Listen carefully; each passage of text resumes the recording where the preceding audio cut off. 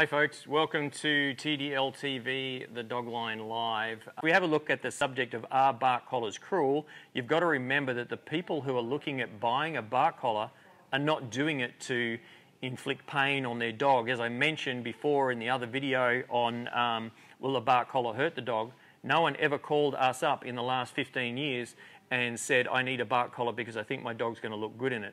They've called me up because they are in a situation where the neighbours have sent them a nasty letter, the rangers are knocking on the door, they've got threats of losing the dog, etc. The other thing to remember is that there has been some very nasty incidences where people have had, well, getting threats from their neighbours, not only for themselves, on their dogs, but threats against themselves, and they've made the newspapers. If you imagine that you're faced with someone who has a dog that's not well socialised and they didn't use an electronic fence, then the dog could get out and cause other sorts of dramas. So it's a question of what is the worst case scenario. If my dog is barking too much and my neighbour does something to my dog, is that crueler than putting something on that's going to teach the dog good habits, provided it's a good quality unit?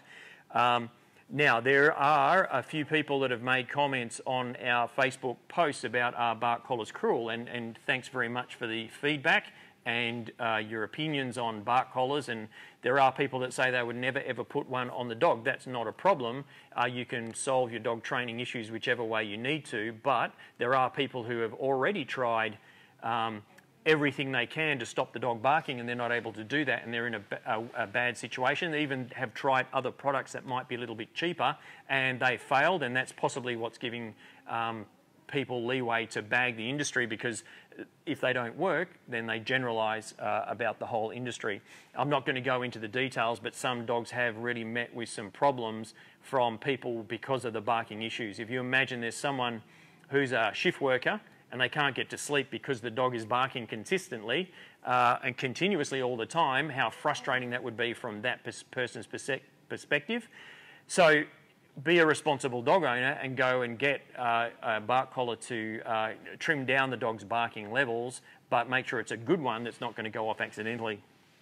Now, on that subject of are they cruel as well, how many dogs have actually had to be abandoned, or they have actually been sent away and possibly taken away by the Shire, or surrendered and met an untimely and unfortunate death through euthanasia because people haven't been able to control their behaviour?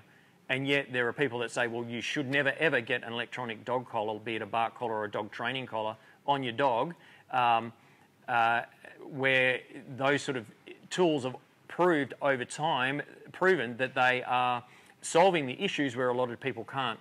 We did off-lead control last week and snake avoidance a couple of weeks ago, and a lot of people who are using these collars are actually ensuring that if their dogs are on off-lead, they can control them and get them back. We even had a dog post last week.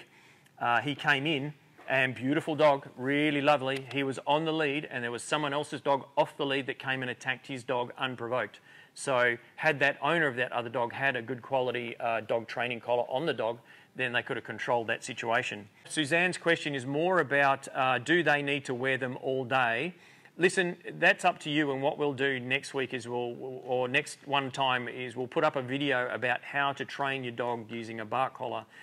If you give the dog a consistent message over time, say 5 or 6 weeks, and you check the collar regularly, you will find that the dog will, if it's a good consistent collar, it will give the dog such a very good consistent message about barking that it will learn not to bark at most of those things it was barking at.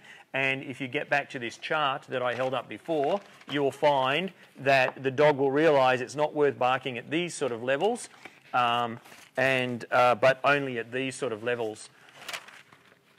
The fact that people say no more than 12 hours, basically you can leave your collar on more than 12 hours without a problem, but what you need to do is obviously check the skin. So if you were out from 6 AM until 8 o'clock, 9 o'clock at night, and you had someone come over and feed your dog, you wouldn't have any problem, provided initially when you got it you kept a good close eye on it to make sure you didn't have the allergy factor coming in. So do not worry about leaving the collar on longer than 8 hours. Some people say 6, some people say 12, etc.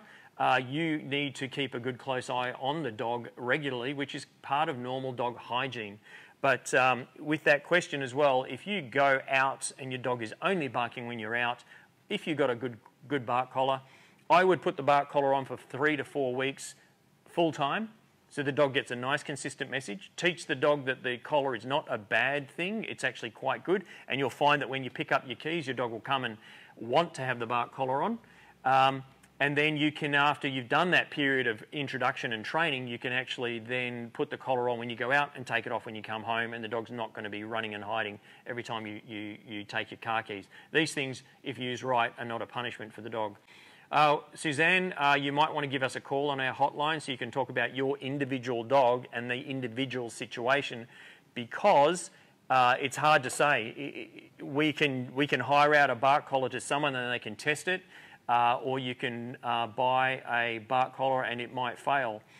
So it does very much depend on the dog in the situation they're in and what's causing the barking, because a dog barking at the pigeons in the trees is different to a dog barking because someone's jumping over the fence. So we need to chat about individual dogs quite often.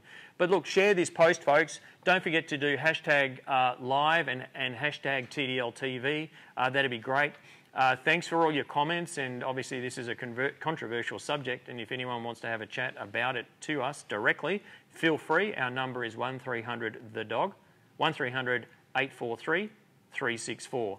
Okay, jump onto our Barking Dog page and have a read of those articles, and if you have any questions about barking dogs, give us a call. Thanks very much. Bye for now.